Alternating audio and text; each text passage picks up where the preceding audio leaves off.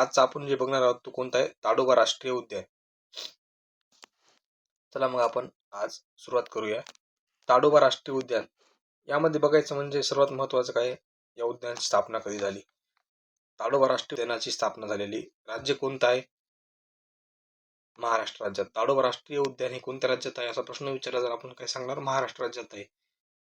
प्रश्न असा पण विचारू शकतात, ताडोबा राष्ट्रीय उद्यान हे कोणत्या जिल्ह्यात आहे, कोणत्या जिल्ह्यात आहे, चंद्रपूर जिल्ह्यात आहे. ठीक आहे.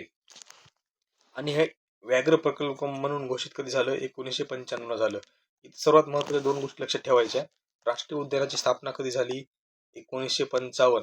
स्थापना विचारलं तर स्थापना कधी झाली, 1955. आणि व्याघ्र प्रकल्प म्हणून घोषित कधी झालं, व्याघ्र प्रकल्प म्हणून घोषित कधी झालं, 1995. ह्या दोन तारखा महत्वाच्या आहेत, त्याच्यावर कधी पण प्रश्न विचारला जातो. ताडोबा राष्ट्रीय उद्यानाची स्थापना कधी झाली तर 1955. राज्य कोणतं आहे, महाराष्ट्र. जिल्हा कोणता आहे, चंद्रपूर.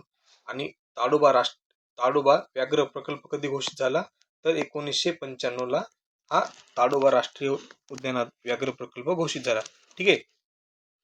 ताडोबा राष्ट्रीय प्रकल्पाला आणखी एका नावाने ओळखले जाते, कोणत्या, ताडोबा अंधारी व्याघ्र प्रकल्प. ठीक आहे, म्हणून ओळखले जाते.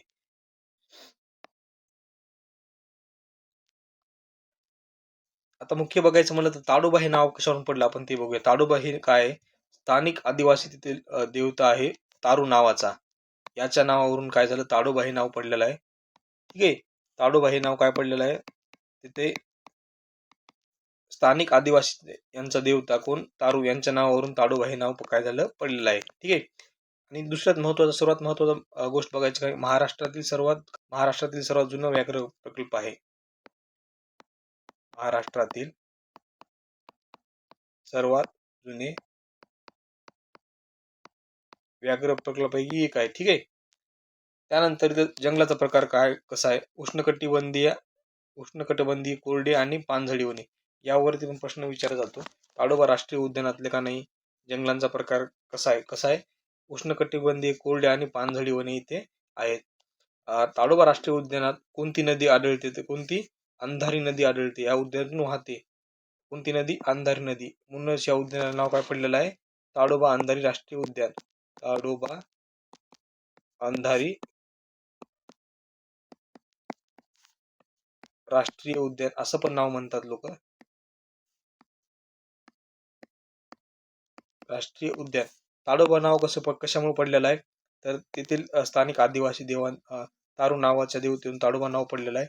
अंधारी नाव कशामुळे पडलेलं आहे, तर तिथे अंधारी नावाची नदी उद्यानातून वाहते म्हणून काय अंधारी नाव पडलेलं आहे. ठीक आहे. ही महत्वाच्या गोष्टी लक्षात घ्यायच्या, ज्यावर पण प्रश्न विचारला जाऊ शकतो. त्यानंतर आपण बघूया की महाराष्ट्रातील सर्वात जास्त वाघ संख्या असलेल्या प्रकल्पापैकी एक आहे. जे काही व्याघ्र प्रकल्प आहेत त्यात महाराष्ट्रातील सर्वात जास्त वाघ असणाऱ्या पैकी हे एक राष्ट्रीय उद्यान आहे. तर आपण बघूया परत एकदा, सर्वात महत्वाचं कोणत्या गोष्टीवर प्रश्न विचारला जाऊ शकतो. ताडोबा राष्ट्रीय उद्यान म्हटलं तर सर्वात महत्वाचं लक्षात काय ठेवायचं, तर त्याची स्थापना कधी झाली. स्थापना कधी झाली, 1995 ला. 1955 ला स्थापना, 1955. राज्य महाराष्ट्र, जिल्हा चंद्रपूर. ठीक आहे. त्यानंतर व्याघ्र प्रकल्प म्हणून घोषित कधी झालं, तर 1995 ला.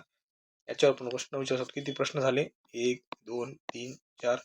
आणि त्याचं नाव काय ओळखलं जातं, ताडोबा अंधारी प्रकल्प व्याघ्र प्रकल्प म्हणून पण ओळखलं जातं. ठीक आहे.